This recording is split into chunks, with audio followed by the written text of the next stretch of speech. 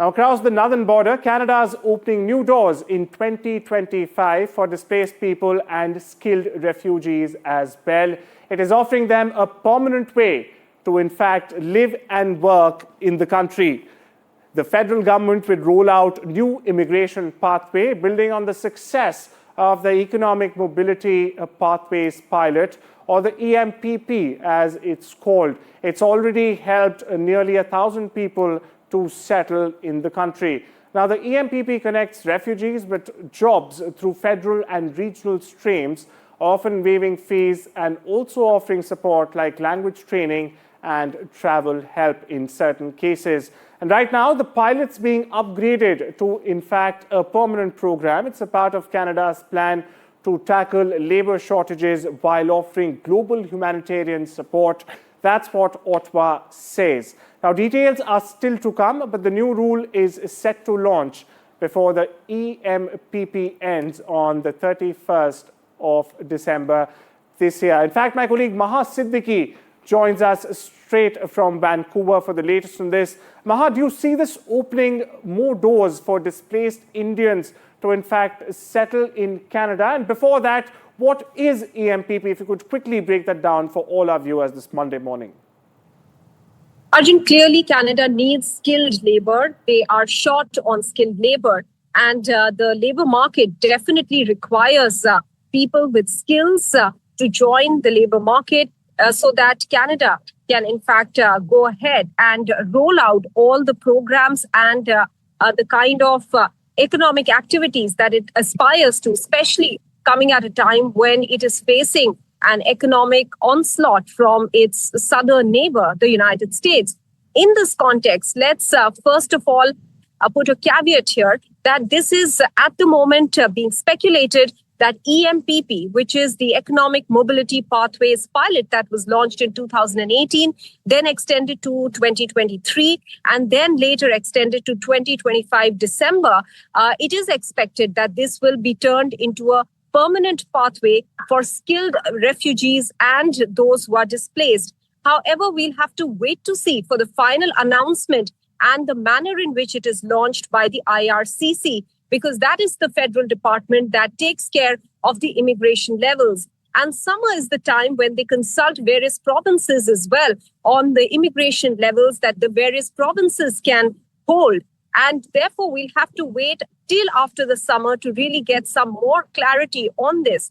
But clearly, at this moment, we are seeing constant policy changes with regards to immigration in Canada.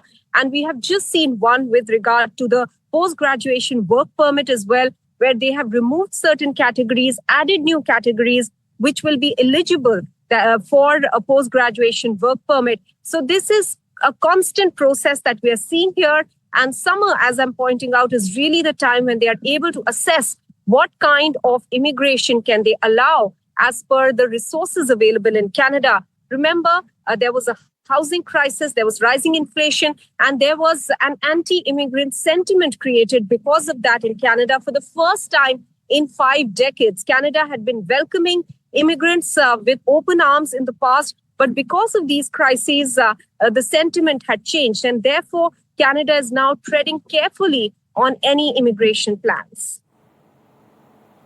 But Maha, the EMPP plan, till now in Canada has, helped around 1,000 refugees altogether. How successful is this plan, and also could skilled Indian refugees really benefit from this new pathway? I know the details are not out as yet, but what are you picking up on these lines? Well, absolutely. The EMPP, if you take a look at the IRCC website, it clearly tells you that there are 2 streams there through the federal agency itself. One is with a job offer, one is without a job offer. And the without the job offer stream for this year has been closed because of the number of applicants already that the IRCC has reached for the year 2025. There are 3 other streams through which the EMPP program works. One is the Atlantic Initiative, regional and provincial. So in that, the regional one, which is largely related to the northern territories in Canada, that too has been closed. So you can clearly understand that the numbers for a year are reached in mid-year, which means that the EMPP program has found success, though the numbers are not really that big considering the kind of applications that come in to Canada for immigration purposes. And at this juncture, where we are seeing refugees and displacements taking place across the world, this is a program that has been heavily used by displaced persons as well as refugees. As far as Indians are concerned, there is no breakdown of the numbers of specific categories or people from specific countries that are using the EMPP, which is a pilot. But clearly, what we are seeing at this moment is that the EMPP does seem to have found some amount of success as far as skilled labor is concerned. And that is why there's speculation that it could be turned into a permanent pathway for PR.